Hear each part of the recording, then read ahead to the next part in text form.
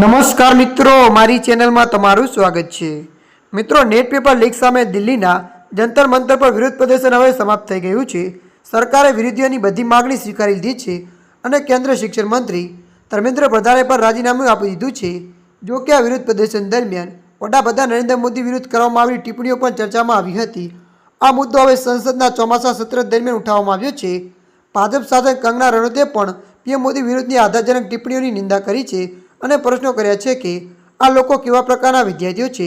ભાજપ શાસક કંગના રનૌતે કહ્યું કે આપણા 75 વર્ષીય વડાપ્રધાનને નિશાન બનાવવામાં આવ્યા હતા અને તેમની સ્વર્ગસ્થ માતાને સાથે અત્યંત અભદ્રવર્તન કરવામાં આવ્યું હતું। અમે પણ વિદ્યાર્થીઓના વિરોધ પ્રદર્શનમાં ભાગ લીધો છે, પરંતુ આ કેવા પ્રકારના વિદ્યાર્થીઓ છે અને તેઓ કેવા પ્રકારની અભદ્ર ભાષાનો ઉપયોગ કરી રહ્યા છે। જો ભવિષ્યમાં આવા લોકો સુપ્રીમ કોર્ટના વકીલો અથવા કાનૂની સલાહની જરૂર હોય તો શું તેમના માતા પિતા તેમને પરવડી શકે છે?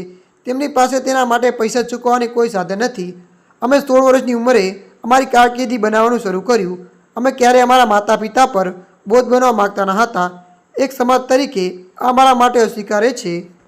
ત્યારે મિત્રો, હાલ માટે આટલું। મળીશું નવી અપડેટ સાથે। જો તમને અમારો વિડીયો પસંદ આવે, લાઇક, શેર અને સબસ્ક્રાઈબ કરી નાખજો। ધન્યવાદ।